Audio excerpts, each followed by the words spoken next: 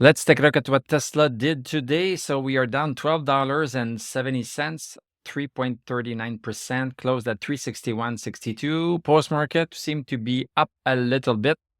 So let's take a look at what this means on the chart. So let's recap this week.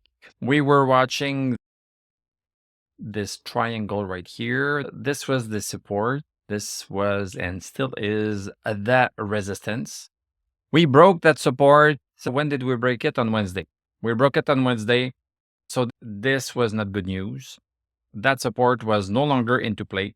This turned out to be a good short because once we broke it, we had a little bit of a pullback right here, and then we stabilized just for a couple of hours on 378.14. And then at that point, this was a nice short in terms of the fact that the short could have taken place right here on Monday when we broke that support right here. Boom. This was a shorting opportunity. But, because there was a gap, it's always dangerous to get in after a gap because we can have a pullback. And this is exactly what happened. We had a pullback and then finally we made another support and then we broke it. So the most efficient place to short it was right here. Boom. We had after a break at 378, then we came down very close to 360. And you could have sold here because it was so close to 360 that it's almost like it has reached 360. Then it came back up, tried and failed to gain back 378 and then continued. And today, now we touched it perfectly. We closed at 361.62. The low of the day was even a little bit lower. We were at 360.34, a little bit lower than 360.65, which is the real number. So, this was just a 30 cents off of a $300. So anyway, this was a nice little short, and this shows well how you can do it.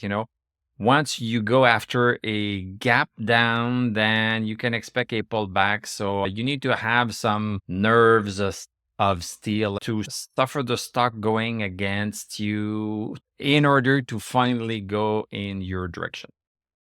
But this was a nice exercise to practice that skill.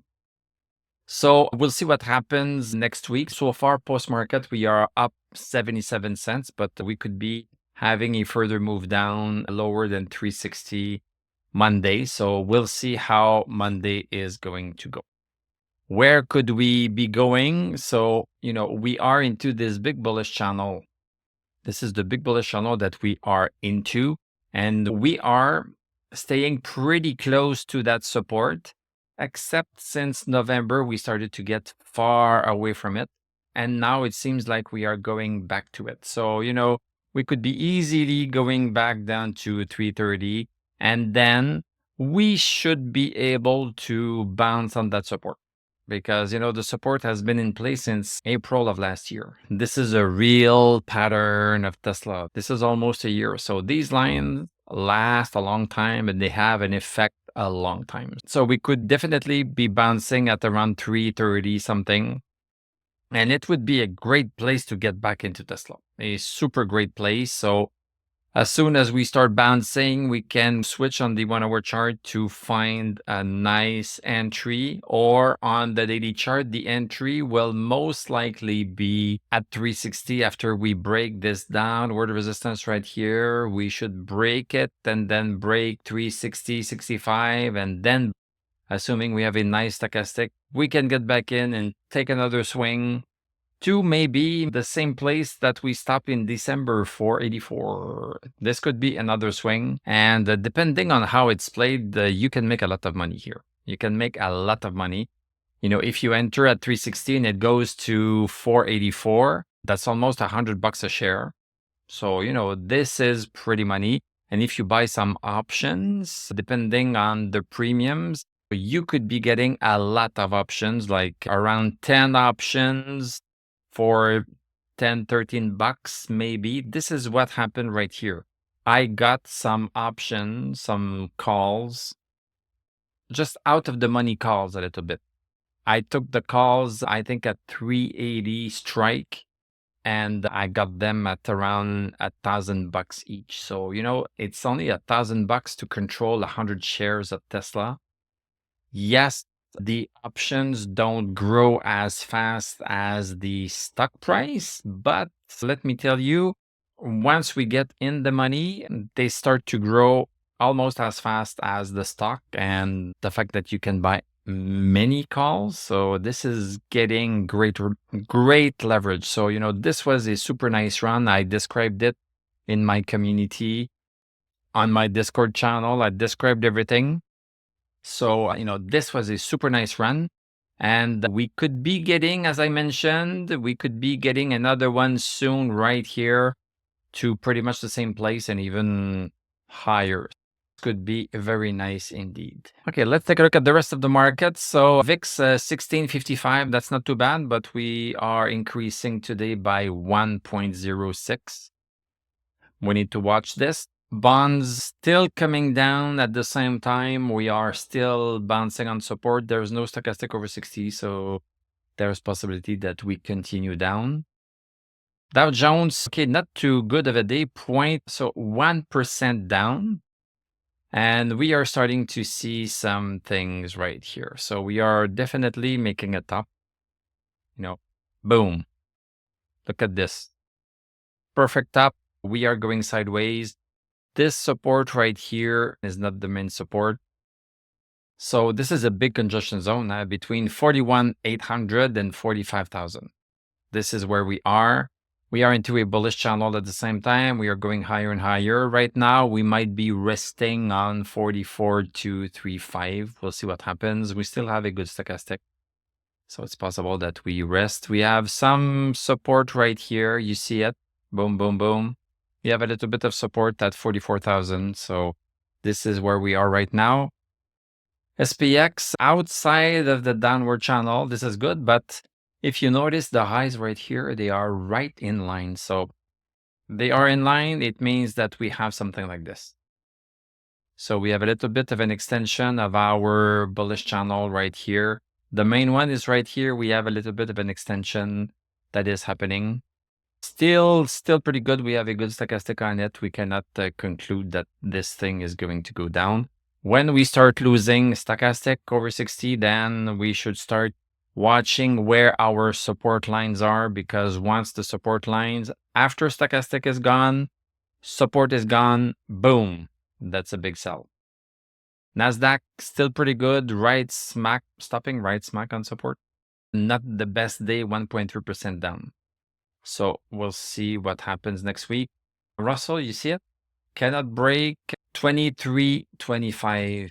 Cannot break it. Tried this week and last week. Look at how many times it tried.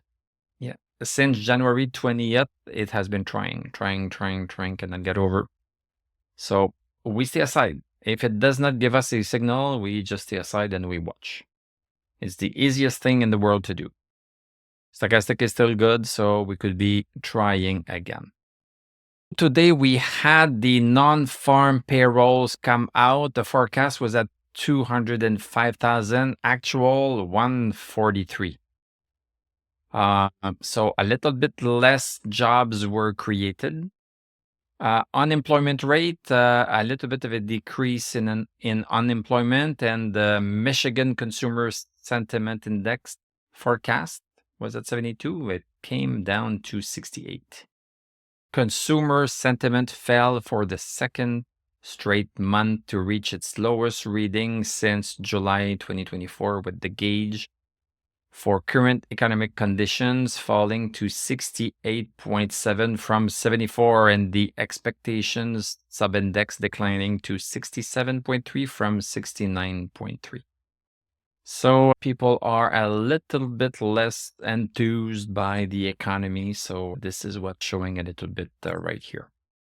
Let's take a look at our heat map. This is not looking good. Lots of red today, lots of red.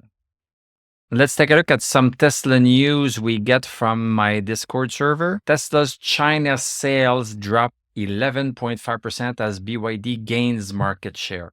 And let's take a look at BYD. This is a bonus for you guys. Let's take a look at BYD.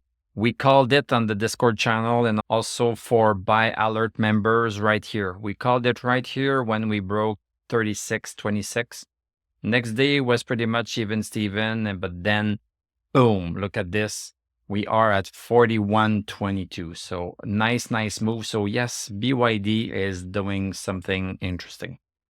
So Tesla saw its China-made electric vehicle sales decline in January, selling 63,000 units and 11.5 drop and an 11.5% drop from 71,000 sold a year earlier. The decline comes as domestic rivals, particularly BYD, strengthen their market position. BYD reported 294,000 sales, up 47% year over year. Xpeng also recorded a sale increase, and Xpeng, yes, of course, we've been following Xpeng too. Look at Xpeng right here. We called the buy when we broke 1468. Yes, we had a little bit of a snafu. It came back down. So depending on the stop loss, you could have been stopped out, but then it came back up. So then you should get back in again. Even if you get kicked out and the buy signal comes again, you should get in again. This is just par for the course. This is how the markets are working. Sometimes we get stopped out. And then boom, boom, boom, this is where we are right now. And also beyond China, Tesla's sales struggles extended to Europe. Registration in Germany fell 59% in January, while sales declined 63% in France and 12% in the UK. Tesla has raised the price of its Model X variants in the US by $5,000. So, things are not looking super good. And we have other news. Germans say no to Tesla as CEO Elon Musk voices support for far right. So a lot of political motivations, but we are studying the tug of war between the buyers and sellers. So we don't care if people start buying or stop buying. We are looking at the imbalance between the buyers and sellers. Whether they start buying or stop buying because of political reasons, because they want to make money, we don't care. We are looking at the shift in power between the buyers and sellers, and we are using it to our advantage. We have Elon Musk's brother, Kimball Musk, and other Tesla execs sell over $73 million worth of stock. So, news could be better for Tesla. And if you join me at the community level with the access to the Discord server, we are going to do a Tesla Weekly Live on Sunday. We do one every Sunday where we take a look at Tesla on the weekly chart to see a medium-term outlook, see where Tesla could be going. And we are also going to look at all of these stocks right here. Dow Jones, S&P, NASDAQ, Russell, Apple, Amazon, AMD, blah, blah, blah. We are going to look at all of these stocks in more detail, also look at the weekly chart. So this is our weekly review ahead of the following week. So I hope that you join me. Thank you very much for watching. Thank you for liking, commenting, subscribing. If you like what I do, you can become a YouTube member. Click on my TradingView affiliate link. I'm going to wish you a great weekend. We are going to talk on Monday or on Sunday, depending on whether or not you are a member at the community level. So have a great weekend, and I'm going to tell you à la prochaine.